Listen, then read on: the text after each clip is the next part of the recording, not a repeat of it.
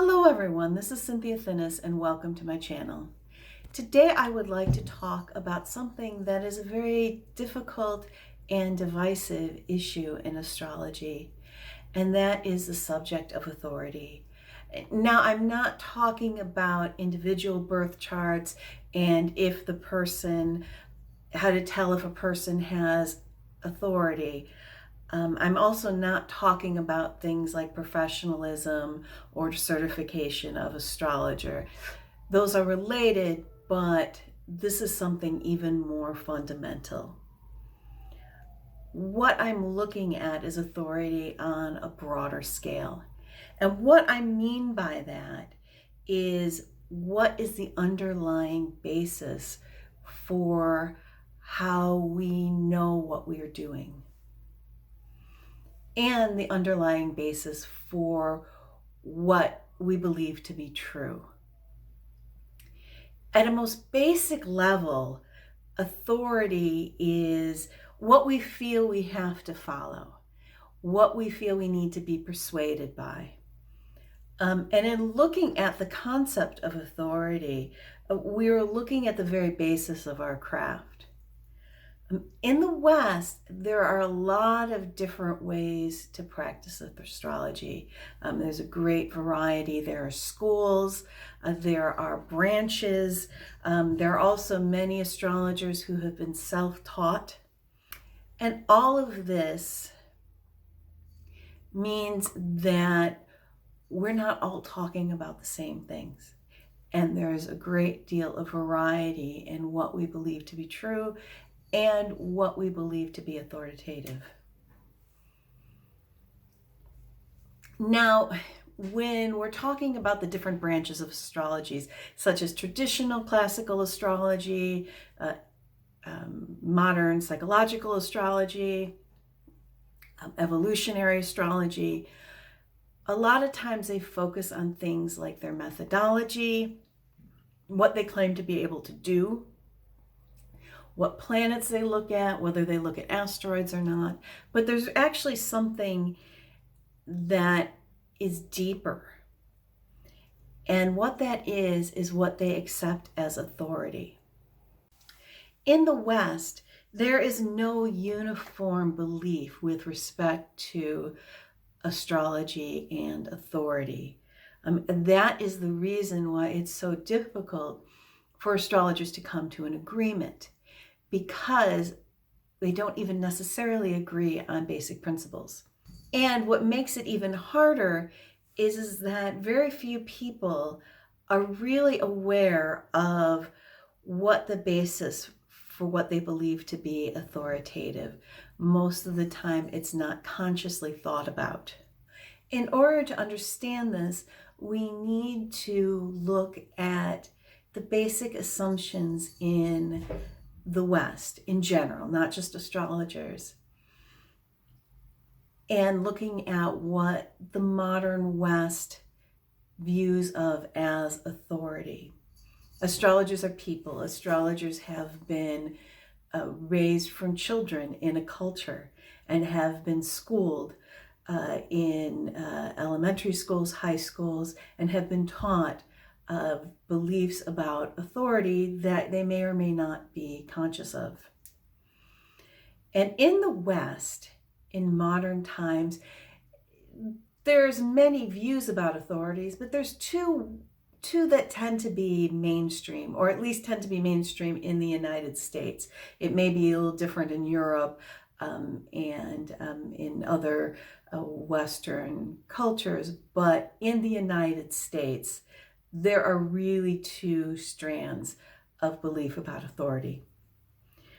There's what is the official. This is what is taught in schools, and this is what many governmental regulations and ideas about what should and should not be done is based on. And this is the scientific school of thought. And this scientific school of thought is that observation and testing is what makes you will know that something is true and what you can believe in. And in order to do this testing and observation, there is the scientific method. And the scientific method is taught as early as to children as early as 9 and 10 years old. Now, in the most extreme form of this scientific method, and if somebody is adhering to it strictly, if something cannot be proven by this method, by the scientific method, you cannot believe it is true. Now, most people in the West do believe this, at least to a certain extent. One of the ways that you can convince somebody that something is true is to show them studies that have been conducted. Most lay people are not reading peer-reviewed scientific journals. Most of the time we're reading stuff that has been written about and reported about in newspapers and magazines about what the scientists have been doing. Few truly believe this to the extreme. And I would imagine that there are even many scientists who don't follow this as strictly as they think they do. Now, on the other side of the coin, there is a very strong belief in a more religious and doctrinal view of authority. And conservative Christianity is an example of this view of authority. And in this view, authority comes from God through some form of mediation. The many denominations of Christianity are in part divided upon what form of authority can you believe in terms of what has come from God. Now, these two strands, the scientific strand and the religious strand, have some real differences in terms of their belief on authority. And this is the big debate that occurs in the United States between science and religion. Now, most people are not really on either extreme. Most people have a belief somewhere in between the two. Some liberal and progressive forms of Christianity try to reconcile the two strands and put them together in some sort of coherent way. Now, aside from that, there is sort of a third underground, non-official strand and belief on authority, and that tends to be grouped into New Age sources. Personal intuition and revelation are deemed to be authoritative. There are like prophets, Nostradamus, Edgar Cayce, who are also seen to have had authority and have teachings that one can follow. And there's no real centralized authority. It's mostly individual choice. There are people who practice all forms of beliefs and spiritual systems around this strand of authority. A lot of times there's some basis around personalities. One big source of authority and knowledge is the Esophage Movement. And this often incorporates elements of both the scientific and the religious strands. Even if people aren't aware of it, usually those brands of where authority come from seep into the teachings and the knowledge. One example of how New Age incorporates scientific and religious thought is with concepts such as spiritual evolution and evolution of the soul. Now, we're so used to these three ways of looking at things that people tend to think, oh, this is how people have always thought, but that's not the case. Before about the 17th, 18th century, the most common belief was a very different view of authority. And at this time, the dominant form for educated people would be Aristotelian scholasticism. And in this view of authority, authority came from tradition. It came from time-honored beliefs, and specifically church doctrine and Greek philosophers were the primary source of authority. In particular, Aristotle. And all of these things were seen to be in harmony. This didn't preclude experiment and testing and experience, but that was done to prove what was already known through church doctrine and Greek philosophers. Now, if we're looking at these three strands and these three beliefs, and including the former one, the Aristotelian scholasticism, you can see where the biggest divisions between astrologers in the West come from. And this is around what their primary view is around authority. There are some who accept the scientific view, and they want astrology to be able to be proven by the scientific method, and they also want it to be accepted in the modern scientific community. The scientific community, in turn, solidly rejects astrology. They'll go out of their way to point out problems with astrology and say, oh, astrology is a pseudoscience, it shouldn't be believed. And they do that to the extent as sometimes even with the force of treating it almost like a heresy. And we have the same problem when it comes to the Christian school, the Christianity. And that's probably one of the things that the scientific world and the conservative Christian community agree on is that astrology is bad and it's a heresy and it's against what we're supposed to accept and believe. Now, that's specific to Christianity. There are other religions that are far more accepting of astrology. And in India, astrology is seen as part and parcel with the religions. But we are talking about the United States and the West. And this puts a lot of astrologers who have been educated in the West, who want to be accepted, who want to build a practice, in a little bit of a quandary. A lot probably follow the New Age form of authority, and that's the most dominant. It's the one that's the most accepting of astrology. Psychological astrology can sometimes fall a little bit on the scientific end and into the New Age. Now there's been a resurgence in the past few decades of traditional classical astrologers, and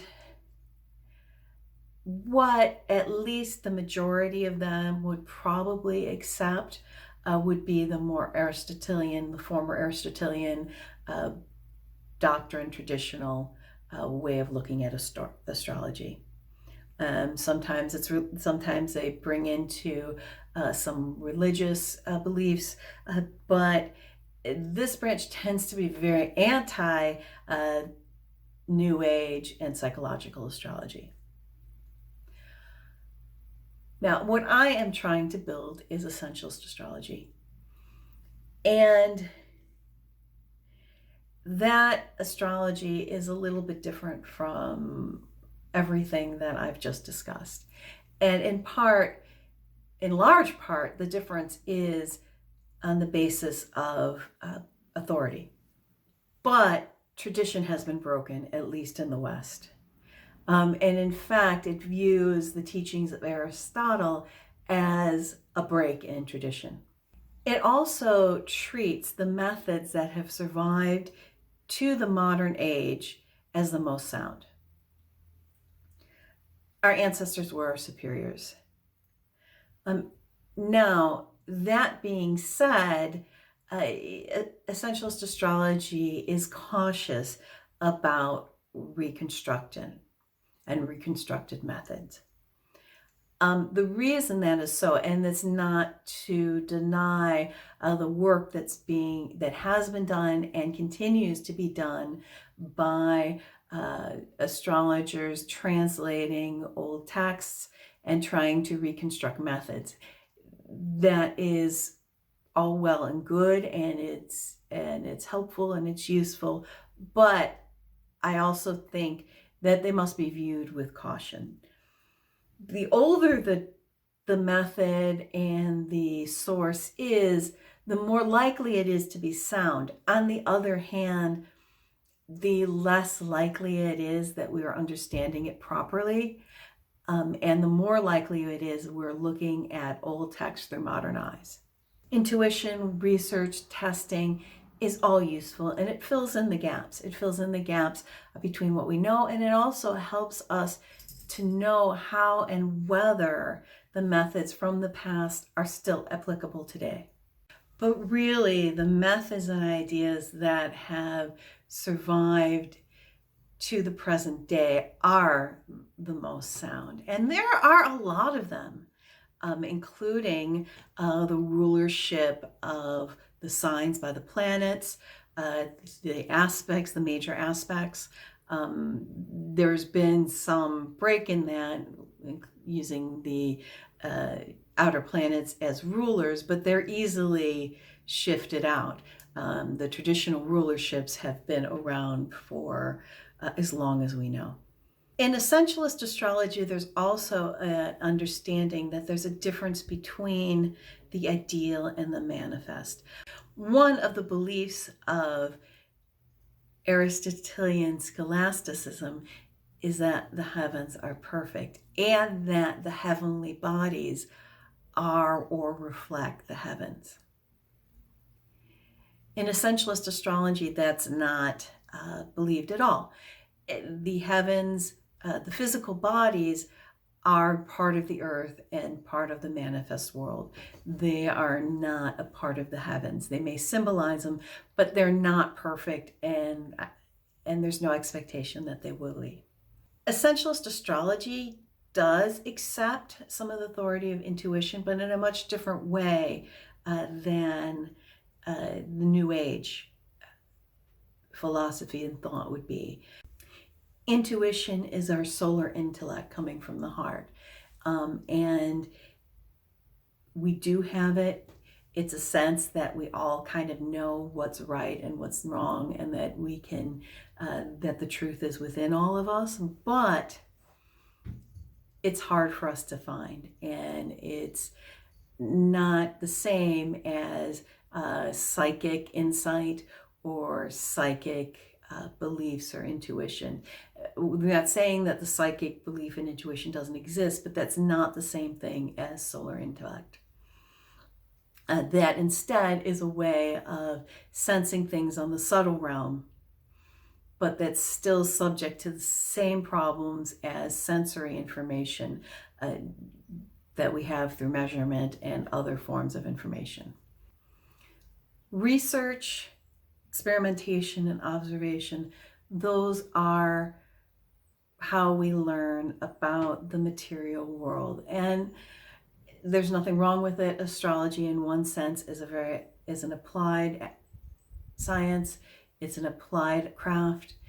It is a way of determining what the heavens say to us about and for our lives on Earth. Thank you so much for watching. If you have any questions, concerns, comments, please feel free to use the comment section. If you would like to get notifications of future videos, please subscribe and ring the bell. And of course, if you like it, I would greatly appreciate you press the like button. Thank you so much. Bye for now.